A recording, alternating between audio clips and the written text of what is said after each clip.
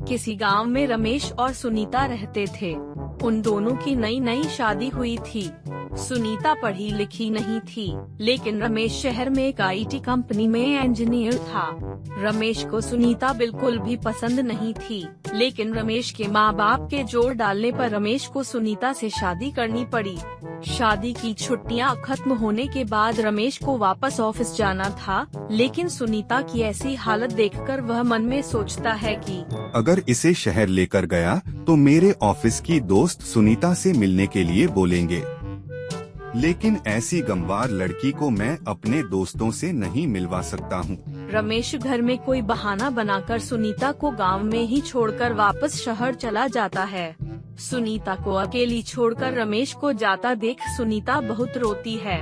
तब रमेश सुनीता से झूठ कहता है। सुनीता, मैं तुमको लेकर शहर नहीं जा सकता हूँ, क्योंकि शहर में मेरे अकेले रहने के लिए जगह नहीं है। फिर मैं तुमको वहाँ कैसे रखूँगा? सुनीता, तुम चिंता मत करो, मैं जल्दी से तुमको शहर में बुला लूँगा। ऐसा कहकर रमेश सुनीता को छोड़कर शहर चला जाता है और वहाँ गांव में सुनीता अकेले अपने कमरे में रोती रहती है।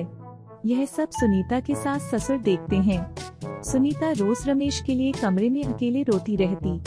फिर सुनीता का ससुर उसे शहर में रमेश के पास ले जाता है। बस में बैठकर सुनीता बहुत उत्साह से शहर के रहन सहन को देखती है। रात को जब रमेश ऑफिस से वापस घर आता है तो सुनीता को देखकर वह हैरान हो जाता है।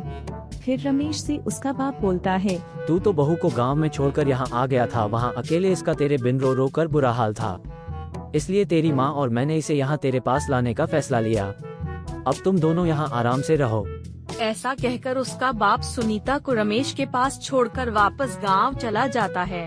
एक दिन रमेश परेशान होकर सोचता है कि अगर इसके बारे में मेरे ऑफिस के दोस्तों को पता लग गया तो उसकी बहुत बेइज्जती होगी, और इसलिए वह सुनीता को घर से बाहर नहीं लेकर जाता था।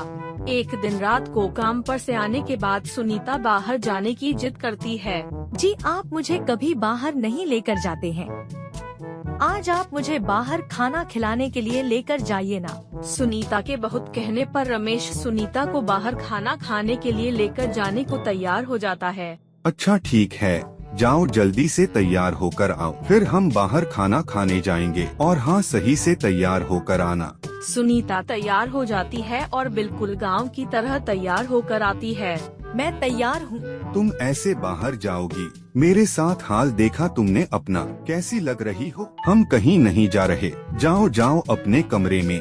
आप मुझे लेकर जा रहे हो या मैं अभी बाबूजी को फोन करूं? रमेश अपने माँ बाप की बहुत इज्जत करता था और उनकी हर बात को मानता था, इसलिए सुनीता रमेश को उसके बाप को फोन करने के लिए कहती है। अच्छा ठीक है, चलो तुम ऐसे ही। लेकिन एक बात सुन लो, तुम बाहर जाकर मेरी बेइज्जती मत करवाना। ऐसा कहकर रमेश सुनीता को बाहर खाने पर ले जाता है। होटल पहुंचते ही सुनीता अजीब हरकतें करने लगती है, क्योंकि उसने ऐसी जगह कभी नहीं देखी थी। सब चीजों को देखकर बहुत हैरान होती है। होटल में बैठे सभी लोग उसे देखने लगते हैं और यह देखकर रमेश को बेइज्जती सी महसूस होती है। फिर वह सुनीता को गुस्से से कहता है। सुनीता, तुम आराम से नहीं खाना खा सकती हो? क्या गंवारों की तरह व्यवहार कर रही हो? इसलिए मैं तुम्हें कहीं लेकर नहीं जाता हूँ। मेरी बेइज्जती क्यों करवा रही हो? देखो तुम्हारी वजह से सब हमें कैसे देख रहे हैं। आप ही बताइए ना, मैंने क्या किया है? मैं तो बस यहाँ की चीजों को देख रही हूँ। चलो बहुत हो गया खाना, अब घर चलो। वैसे तुमने मेरी बहुत बेइज्जती करवा दी है। रुकिए, थोड़ी देर में चलते हैं। वैसे भी आप मुझे कहीं बाहर लेकर नहीं जाते। मैंने तुमसे कहा था कि अभी उठो और घर चलो। ऐसा कहकर रमेश और सुनीता घर जा ही रहे होते हैं कि तभी रमेश के दोस्त उसे उसी होटल में मिल जाते हैं और रमेश के साथ सुनीता को देखकर हैरान हो जाते हैं।